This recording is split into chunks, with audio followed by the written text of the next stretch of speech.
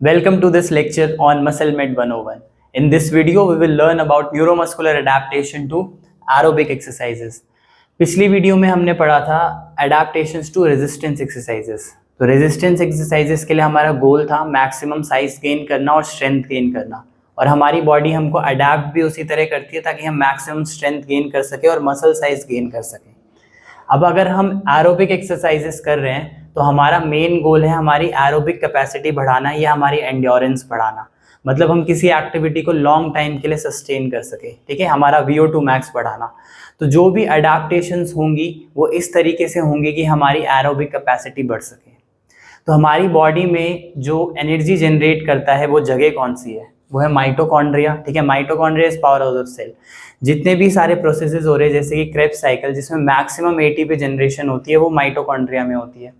तो जितने ज़्यादा माइटोकॉन्ड्रिया हमारी बॉडी में होंगे उतना ज़्यादा ATP हम जनरेट करेंगे, और जितना ज़्यादा ATP हम जनरेट करेंगे उतनी ज़्यादा देर तक हम कोई भी एक्टिविटी सस्टेन कर पाएंगे क्योंकि हमारे पास एनर्जी होगी बहुत ज़्यादा। तो मेन अडेप्टेशंस जो होती हैं एरोबिक एक्सरसाइजेस से वो होती है इंक्रीज इन माइटोकॉन्ड्रियल फॉर्मेशन। ठीक है, तो स्टार्ट करते हैं हम एरोबिक एक्सरसाइजेस से कि क्या क्या चेंजेस स्टार्ट होते हैं जो इस माइटोकॉन्ड्रियल बायोजेनेसिस को स्टिमुलेट करते हैं। तो फर्स्ट थिंग, जब भी हम एरोबिक एक्सरसाइजेस कर रहे होते हैं तो हम ज़्यादा से ज़्यादा ATP यूटिलाइज करते हैं। ठीक है, तो हमारी बॉडी में ATP कम होते जाते हैं, और ATP अगर यूटिलाइज होते जाएंगे तो हमारी बॉडी में AMP और ADP बढ़ते जाएंगे। ठीक है, AMP is adenosine monophosphate and ADP is adenosine diphosphate. अगर ये दोनों बढ़ते जाएंगे तो जो AMP टू ATP रेशियो है वो भी इंक्रीज होगा क्योंकि ATP कम हो रहे हैं और AMP बढ़ रहे हैं। सिमिलरली ADP और ATP रेशियो भी बढ़ेगा। ठीक है, क्योंकि ADP बढ़ रहे हैं ATP कम हो रहे हैं। तो ये चीज़ हमारी बॉडी में क्या बताता है? अगर हमारी बॉडी में AMP और ADP इंक्रीज हो रहे हैं और ATP कम हो रहे हैं, ये हमारी बॉडी में बताता है कि हमारी एनर्जी लो एनर्जी स्टेट में है। हमारी बॉडी लो एनर्जी स्टेट में है, मतलब हमारी बॉडी को एनर्जी की रिक्वायरमेंट है। तो इसको एक एंजाइम सेंस करता है जो कि है AMPK, that is adenosine monophosphate dependent kinase. ठीक है, तो ये सेंस करता है हमारी बॉडी में कि हमारी बॉडी में अब एनर्जी की कमी हो रही है। तो ये आगे जाके क्या करता है, जो ग्लूकोज के ट्रांसपोर्टर्स हैं मेनली GLUT1 और 4, इनकी प्रोडक्शन बढ़ा देता है। ठीक है, तो जो हमारे सेल में ये जो ट्रांसपोर्टर्स हैं जो कि ग्लूकोज को अंदर लेके आते हैं जब इंसुलिन अपने रिसेप्टर पे लगता है तो इनकी फॉर्मेशन ये बढ़ा देता है। अब हमारे सेल में ज़्यादा ट्रांसपोर्टर्स होते हैं GLUT4 के। ठीक है, तो अब अगर ये ट्रांसपोर्टर बढ़ जाएंगे तो ज़्यादा से ज़्यादा ग्लूकोज अंदर आएगा। ठीक है, और ज़्यादा से ज़्यादा ग्लूकोज अंदर आएगा तो ज़्यादा से ज़्यादा ग्लाइकोलिसिस होगी, मतलब जो हमारा सेल है अब ज़्यादा से ज़्यादा एनर्जी प्रोड्यूस कर सकता है। ठीक है, नेक्स्ट एडेप्टेशन क्या होगी, ये फैट का रीअपटेक और ट्रांसपोर्ट बढ़ा देता है सेल के अंदर। ठीक है, तो फैट का रीअपटेक और ट्रांसपोर्ट बढ़ाएगा तो हमारी बॉडी फैट को ज़्यादा से ज़्यादा यूटिलाइज करने लगेगी, और फैट को यूटिलाइज करेगी तो और ज़्यादा ATPs हमको मिलेंगे। ठीक है, पर मेन चीज़ जो ये AMPK करता है वो है जो हमारा PGC1 अल्फा है उसका एक्सप्रेशन बढ़ाता है। ठीक है, PGC1 अल्फा बहुत ही इंपॉर्टेंट है एरोबिक एक्सरसाइजेस के कंटेक्स्ट में। जैसे हमने रेजिस्टेंस एक्सरसाइजेस में देखा था mTOR जो है वो मास्टर कंट्रोलर था ग्रोथ के लिए। ठीक है, मसल बिल्डिंग के लिए mTOR का एक्टिवेट होना बहुत ज़रूरी था। ऐसे ही माइटोकॉन्ड्रियल बायोजेनेसिस के लिए PGC1 अल्फा का एक्सप्रेशन बढ़ना ज़रूरी है। तो ये जो AMPK है ये PGC1 अल्फा का एक्सप्रेशन बढ़ाता है। और ये PGC1 अल्फा है क्या? PGC1 अल्फा एक ट्रांसलेशनल कोएक्टिवेटर है जो कि बाकी ट्रांसलेशनल फैक्टर के साथ मिलकर माइटोकॉन्ड्रियल बायोजेनेसिस कराता है। तो PGC1 अल्फा बाकी ट्रांसलेशनल फैक्टर जैसे कि NRF1 या 2 इनके साथ मिलकर माइटोकॉन्ड्रियल बायोजेनेसिस कराएगा। माइटोकॉन्ड्रियल बायोजेनेसिस मतलब नए माइटोकॉन्ड्रिया फॉर्म होंगे। तो अब नए माइटोकॉन्ड्रिया फॉर्म होंगे तो हमारी बॉडी में टोटल नंबर ऑफ माइटोकॉन्ड्रिया बढ़ेंगे, मतलब total number of Krebs cycle जो हो रही है वो बढ़ेंगी, टोटल नंबर ऑफ ऑक्सीजन जो यूज हो पा रही है हमारी सेल में वो बढ़ेगी, और ज़्यादा से ज़्यादा ATP प्रोड्यूस होंगे। ज़्यादा ATP प्रोड्यूस होंगे तो हमारी ऑक्सीडेटिव कैपेसिटी जो है वो इंक्रीज हो जाएगी। ठीक है, दूसरी चीज़ क्या होता है, हमारी बॉडी में जो माइटोकॉन्ड्रियल डायनामिक्स हो रहा है उसमें फ्यूजन बढ़ जाता है माइटोकॉन्ड्रिया का। अब माइटोकॉन्ड्रियल डायनामिक्स होता क्या है, तो हमारी बॉडी में जो माइटोकॉन्ड्रियाज है धीरे धीरे जब वो पुराने होने लगते हैं तो उनकी ऑटोफेजी होने लगती है, मतलब वो डिस्ट्रॉय होने लगते हैं। और ये जो नए माइटोकॉन्ड्रिया बन रहे हैं थ्रू माइटोकॉन्ड्रियल बायोजेनेसिस, ये दो माइटोकॉन्ड्रिया मिल के एक नया माइटोकॉन्ड्रिया बनाते हैं। और जो नया माइटोकॉन्ड्रिया बनता है वो और ज़्यादा फंक्शनली अच्छा होता है, स्ट्रक्चरली अच्छा होता है, उसमें और ज़्यादा ऑक्सीडेटिव कैपेसिटी होती है, जो क्रेब्स साइकिल उसके अंदर हो रही होती है वो और ज़्यादा बेटर होती है। तो हमारी बॉडी में दो माइटोकॉन्ड्रिया, जैसे कि यहाँ पे नया माइटोकॉन्ड्रिया बना, ये यहाँ पे आएगा और इसके साथ जुड़ के एक नया माइटोकॉन्ड्रिया बनाएगा जो कि फंक्शनली और स्ट्रक्चरली बहुत अच्छा होगा। ठीक है, हमारी बॉडी में एक माइटोकॉन्ड्रिया ऑलरेडी था, जैसे जैसे नए माइटोकॉन्ड्रिया बनते हैं उनका फ्यूजन होता है, ये दोनों आपस में जुड़ेंगे और एक नया माइटोकॉन्ड्रिया बनाएंगे जो कि स्ट्रक्चरली एंड फंक्शनली अच्छा होगा। फिर थोड़े टाइम बाद जब इसकी एज हो जाएगी तो इस माइटोकॉन्ड्रिया का फिजन हो जाएगा। ठीक है, ये दो में डिवाइड हो जाएगा और ये जो एक माइटोकॉन्ड्रिया इनमें से ये ऑटोफेजी में चला जाएगा। ठीक है, मतलब ये डिस्ट्रॉय हो जाएगा और फिर यही माइटोकॉन्ड्रिया दोबारा जाके नए माइटोकॉन्ड्रिया के साथ जुड़ेगा, फ्यूजन होगा। ठीक है, और ये साइकिल चलती रहेगी। तो इसको हम बोलते हैं माइटोकॉन्ड्रियल डायनामिक्स। तो जैसे जैसे नए माइटोकॉन्ड्रिया बनने लगते हैं with increase expression of PGC1 alpha, हमारी बॉडी में ये जो फ्यूजन हो रहा है माइटोकॉन्ड्रिया का वो इंक्रीज होने लगता है और ये जो फिजन हो रहा है ये कंपैरेटिवली कम होने लगता है। तो विद एरोबिक एक्सरसाइजेस ये फ्यूजन बढ़ने की वजह से ये जो नया माइटोकॉन्ड्रिया बना है ये ज़्यादा से ज़्यादा होने लगते हैं हमारी बॉडी में, ज़्यादा से ज़्यादा स्ट्रक्चरली और फंक्शनली बेटर माइटोकॉन्ड्रिया हमारे सेल्स में होते हैं, जो कि ज़्यादा, जिनकी ऑक्सीडेटिव कैपेसिटी ज़्यादा होती है। ठीक है, अब PGC1 अल्फा उसके अलावा क्या करता है, माइटोकॉन्ड्रियल बायोजेनेसिस और डायनामिक्स के अलावा ये कैपिलरी बेड डेंसिटी बढ़ाता है। ठीक है, ये हमारे मसल टिश्यू और मसल टिश्यू के बीच बीच में कुछ कैपिलरीज हैं। अब अगर मसल टिश्यूज को ऑक्सीजन चाहिए तो इस कैपिलरीज से यहाँ तक जाने में, इतनी दूर जाने में या इतनी दूर जाने में, ये यहाँ से यहाँ आने में टाइम लगेगा क्योंकि ऑक्सीजन डिफ्यूजन के थ्रू जाती है। तो जितना ज़्यादा ये जो कैपिलरीज हैं ये दूर होंगी मसल टिश्यू से, उतना ज़्यादा मुश्किल होगा ऑक्सीजन को वहाँ पहुँचाना। तो PGC1 अल्फा और क्या करता है, कैपिलरी बेड डेंसिटी बढ़ा देता है, मतलब नई कैपिलरीज का फॉर्मेशन बढ़ा देता है। अब यहाँ पे अगर कैपिलरीज बढ़ जाएगी तो हर मसल टिश्यू के पास ऑक्सीजन डिलीवरी बहुत ही ईजी हो जाएगी। अब हर जगह ऑक्सीजन ईजिली पहुँच सकती है अगर नई कैपिलरीज वहाँ पे फॉर्म होगी। तो ये सिर्फ PGC1 अल्फा से भी नहीं होता, ये मेनली हाइपोक्सिया से स्टिमुलेट होती है।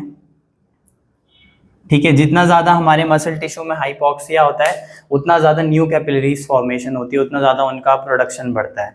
तो जब हम एरोबिक एक्सरसाइजेस करते हैं, हमारी बॉडी लो एनर्जी स्टेट में जाती है, लो ऑक्सीजन स्टेट में जाती है, तो हमारी बॉडी एज अ एडेप्टेशन नई कैपिलरीज का फॉर्मेशन करती है। ठीक है, और ये स्टिमुलेट PGC1 अल्फा से भी होता है। अब नेक्स्ट जो होता है हमारी बॉडी में वो होता है जब हम एरोबिक एक्सरसाइजेस कर रहे होते हैं तो हमारी बॉडी में कैल्शियम जो है मसल टिश्यू में वो बहुत ज़्यादा देर तक इंक्रीज रहता है। हमको पता है एक्टिन और मायोसिन जब कॉन्ट्रैक्शन होता है तो उसमें कैल्शियम का होना बहुत ज़रूरी है। अब जब हम रिलैक्स करते हैं तो कैल्शियम वापस सार्कोप्लाज्मिक रेटिकुलम में चला जाता है। पर एरोबिक एक्सरसाइजेस में हम कॉन्टिन्यूस एक्सरसाइजेस करते जा रहे हैं तो जो ये कैल्शियम है वो कॉन्टिन्यूसली बढ़ा रहता है। ठीक है, वो वापस सार्कोप्लाज्मिक रेटिकुलम में नहीं जाता, कैल्शियम बढ़ा रहता है और मसल कॉन्ट्रैक्शन चलती रहती है एक्टिन मायोसिन की।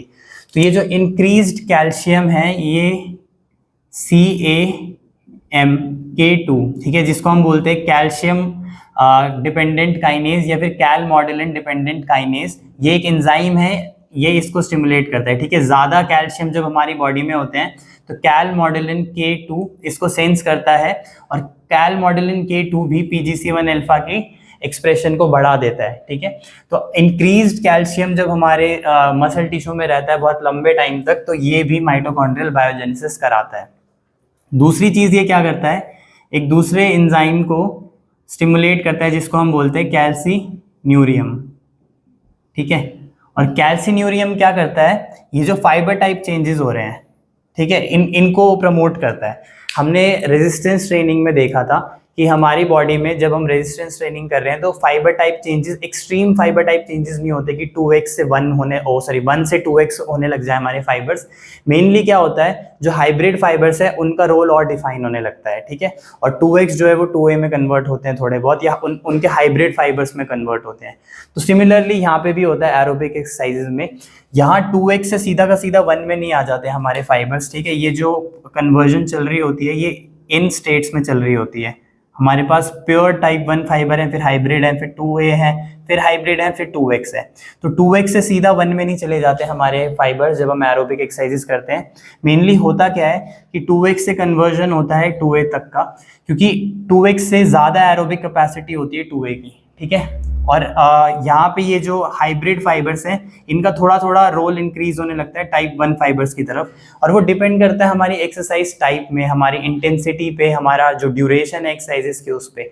जितना ज़्यादा long duration low intensity exercises होती रहेगी उतना ज़्यादा टाइप 1 फाइबर ज़्यादा बनने लगेंगे, ठीक है। और अगर थोड़ा थोड़ा मॉडरेट इंटेंसिटी एक्सरसाइजेज है या फिर हाई इंटेंसिटी इंटरवल ट्रेनिंग हम कर रहे हैं तो ज़्यादा से ज़्यादा 2A फाइबर्स का फॉर्मेशन होने लगेगा। तो ये जो कैल्सिन्यूरियम है ये फाइबर टाइप चेंजेस को प्रमोट करता है, ठीक है। साथ के साथ जो PGC1 अल्फा है ये भी टाइप 1 फाइबर के जो चेंजेस हैं उनको होने में हेल्प करता है। नेक्स्ट है ऑक्सीडेटिव स्ट्रेस, ठीक है। जब हम एक्सरसाइज कर रहे हैं तो हमारी बॉडी में ऑक्सीडेटिव स्ट्रेस बढ़ रहा है, हम हमारी बॉडी में और ज़्यादा स्ट्रेस डाल रहे हैं। तो ये जो ऑक्सीडेटिव स्ट्रेस है इसकी वजह से फ्री रेडिकल्स बनेंगे, ठीक है। और फ्री रेडिकल्स डिस्ट्रॉय कर सकते हैं हमारी बॉडी के टिश्यूज को। तो फ्री रेडिकल्स जब बढ़ते हैं तो ये भी एक्सप्रेशन बढ़ाता है PGC1 अल्फा का, ठीक है। और PGC1 अल्फा आगे जाके माइटोकॉन्ड्रियल बायोजेनेसिस कराएगा, लेकिन उसके साथ साथ और PGC1 अल्फा क्या करता है, PGC1 अल्फा जैसे ही ये फ्री रेडिकल से एक्सप्रेशन इसका बढ़ता है तो ये एंटीऑक्सीडेंट का फॉर्मेशन बढ़ा देता है, ठीक है। और अगर एंटीऑक्सीडेंट्स बढ़ते हैं तो ये यहाँ पे ऑक्सीडेटिव स्ट्रेस को कम करता है, क्योंकि एंटीऑक्सीडेंट्स फ्री रेडिकल के साथ बाइंड कर जाते हैं, ठीक है। तो ये जो ऑक्सीडेटिव स्ट्रेस है ये हमारी बॉडी में होना ज़रूरी है ताकि ये एडेप्टेशंस हो सके, एंटीऑक्सीडेंट्स बन सकें और ये इनको कैंसल आउट कर सकें। अब अगर हम कोई एंटी इन्फ्लेमेटरी खा लेते हैं या फिर कोई पेन किलर खा लेते हैं एक्सरसाइजेस से पहले, तो ये जो एडेप्टेशन है ये थोड़ा होना कम हो जाती है, क्योंकि ऑलरेडी वो हमारी बॉडी में पेन को सप्रेस कर दे रहे हैं, इन्फ्लेमेशन को सप्रेस कर दे रहे हैं। तो ये सारे चेंजेस जो एडेप्टेशन से हो रहे हैं वो नहीं हो पाएंगे, क्योंकि हमारी बॉडी चाहती है ये ऑक्सीडेटिव स्ट्रेस को कम करना, इन फ्री रेडिकल्स को कम करना।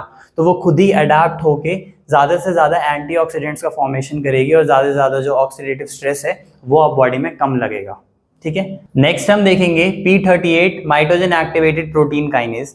इससे पहले यहाँ पे मैंने जो कैल्सिन्यूरिन की स्पेलिंग लिखी थी वो गलत थी, तो इसको आप करेक्ट कर लेंगे, कैल्सिन्यूरिन, ठीक है।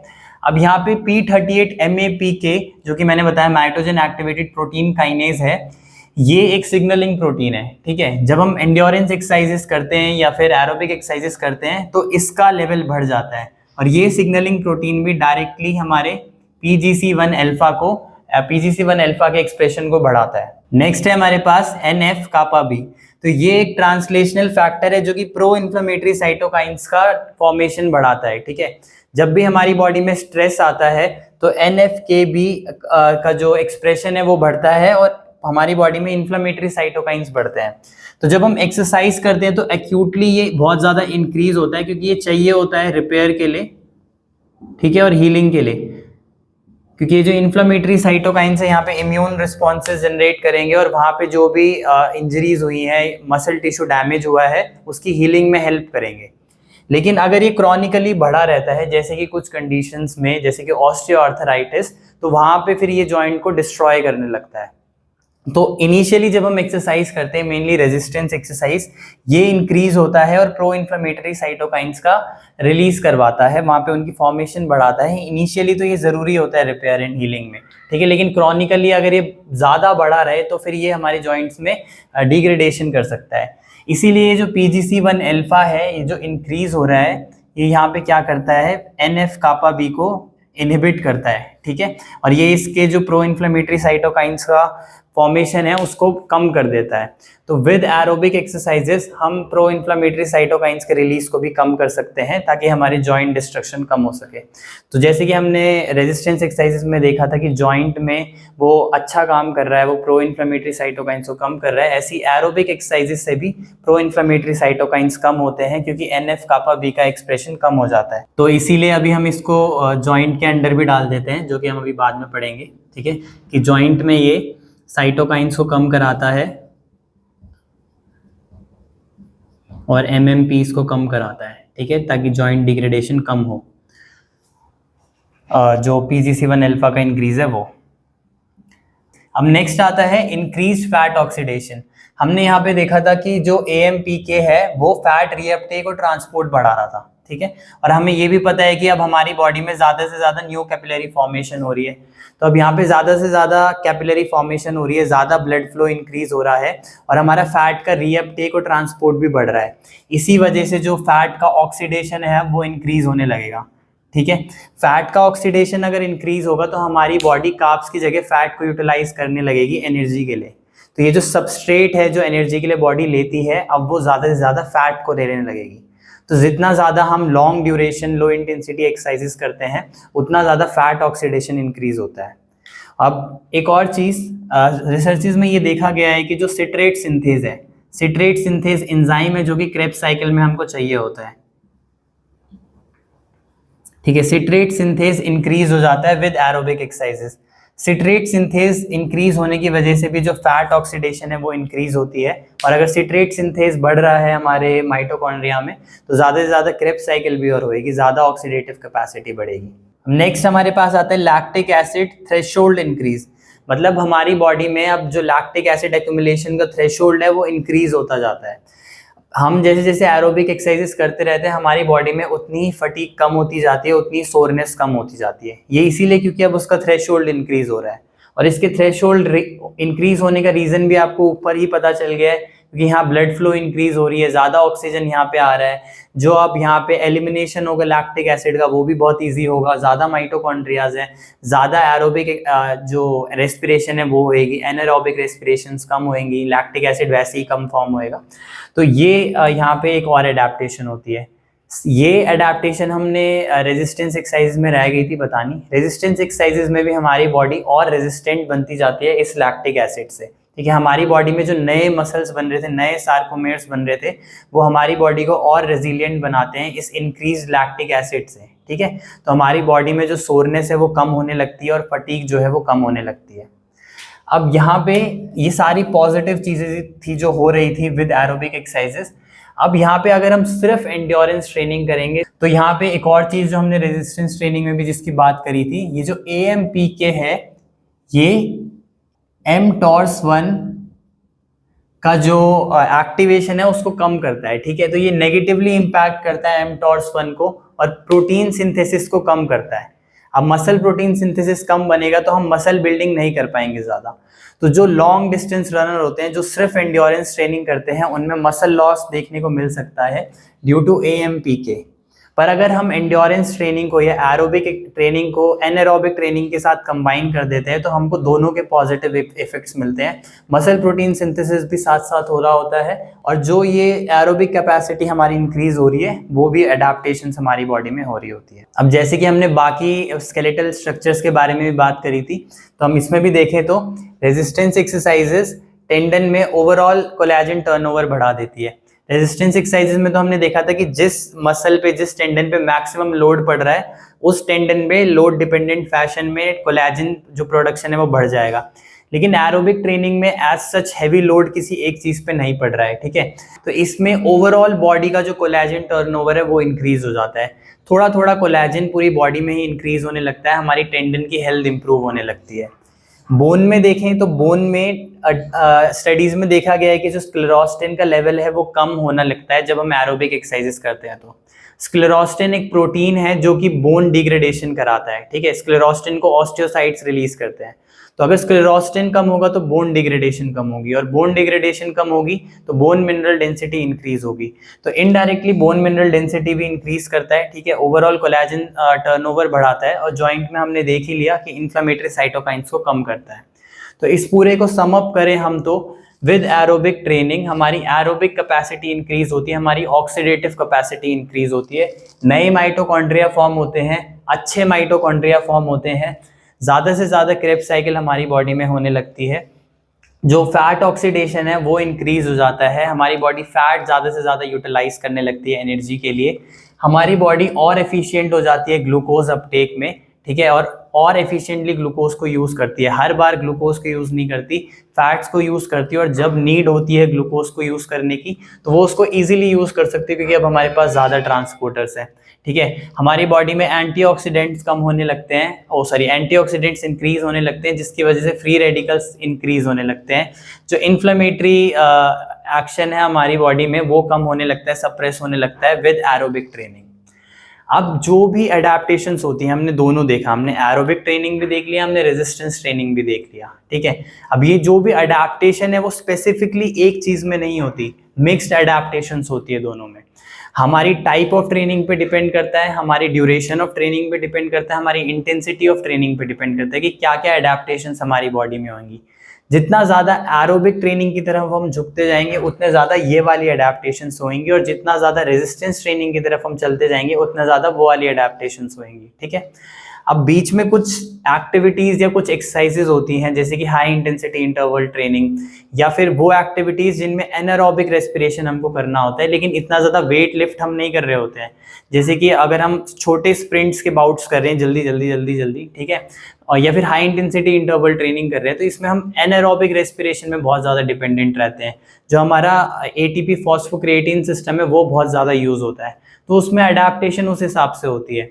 रेजिस्टेंस ट्रेनिंग की जो भी अडेप्टेशन हो रही हैं वो तो होती हैं, उसमें थोड़ी बहुत एरोबिक ट्रेनिंग की भी होती है, लेकिन मेनली एनारोबिक जो भी टास्क होते हैं उनमें ये अडेप्टेशंस होती है कि हमारे मसल्स में जो फॉस्फोक्रिएटिन की स्टोरेज है, जो फॉस्फोक्रिएटिन सिस्टम है पूरा का पूरा, वो इम्प्रूव होने लगता है, वो और ज़्यादा एफिशिएंट होने लगता है, क्योंकि हमारा टास्क ही वही है एनारोबिक एक्सरसाइजेस करना। तो जो सिस्टम हमको एनारोबिक रेस्पिरेशन में एनर्जी देगा उस सिस्टम का इफेक्टिवनेस बढ़ती है। तो हमारी टाइप ऑफ ट्रेनिंग में डिपेंड करता है कौन सी एडेप्टेशंस होंगी हमारी बॉडी में।